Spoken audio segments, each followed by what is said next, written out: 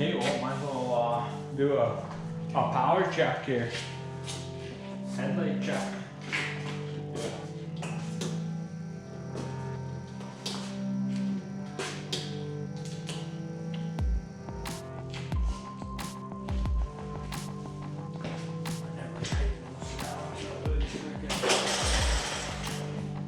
Pull them off if I need to.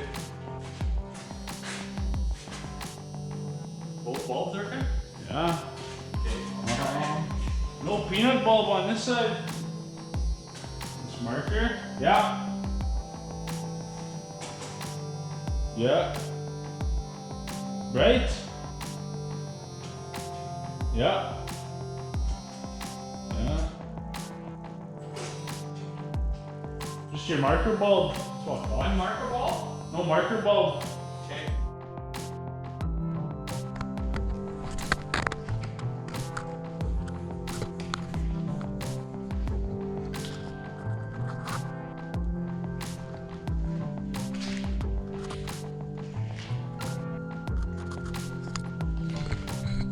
Welcome back to my 1985 Pioneer 4x4 LS swap. Got maybe 1 day of work into this thing since the last video, so obviously front clip is on, everything's fits super awesome. I mean, when you take everything together and everything's mint, it's a little bit easier. It's just storing things where they don't get broken. So shout out to Marsh Nasty. Thanks for coming over and helping me. Way easier with 4 hands versus 2. So we are going to be throwing on the hood soon, just not right now. So anyways, some of the things that I did work on were the front clip and the radiator supports. I used all the stock bracketry, I guess you could say, and just modified it, re-welded it. So I haven't paid for an ounce of steel yet on this bad boy, which is nice. It's just reusing the material that I have and reworking it. So I will touch on that right now. So yeah, so here we are.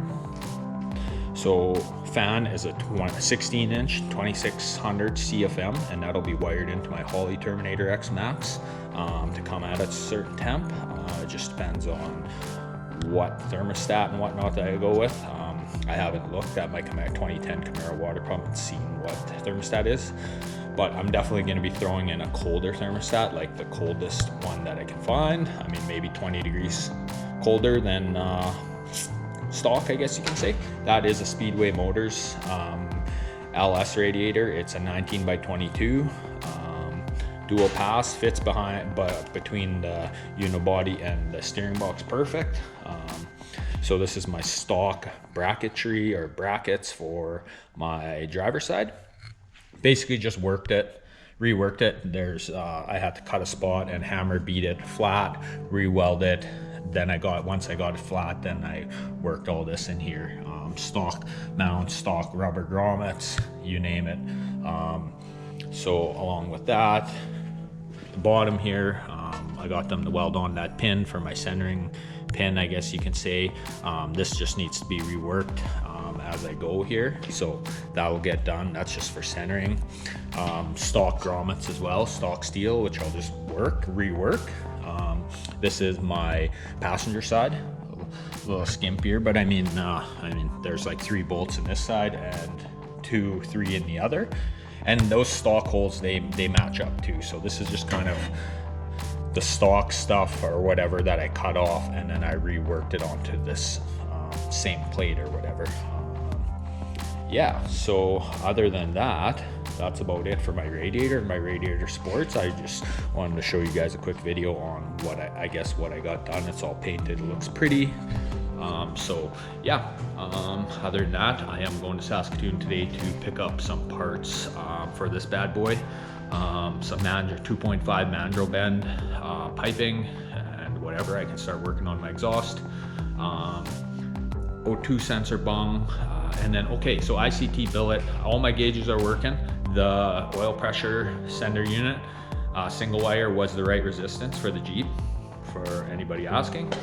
Single wire on the back. This is an early GM truck motor. So anyways, or LS motor.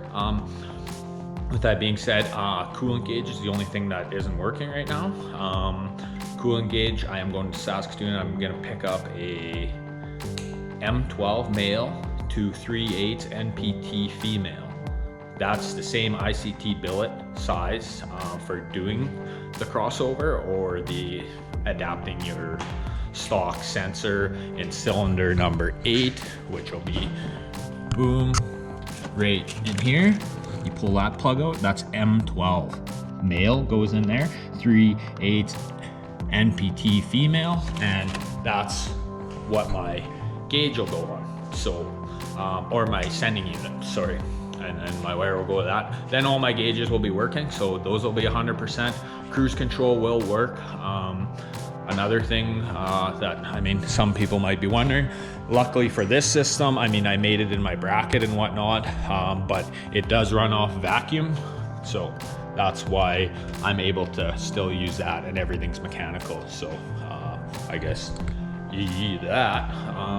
But I'm probably gonna end her off today and go to the city and get the parts that I need, and that'll be it for this week. I mean, I can run it and move it under its own power. I don't need to show that it runs, blah blah blah. So yeah, I'm gonna go get the rest of these parts, and hopefully by next week we should have this thing on the road, knock on wood. So stay tuned. If you haven't subscribed, definitely consider it, and like, share, subscribe. Thanks for watching. Stay tuned.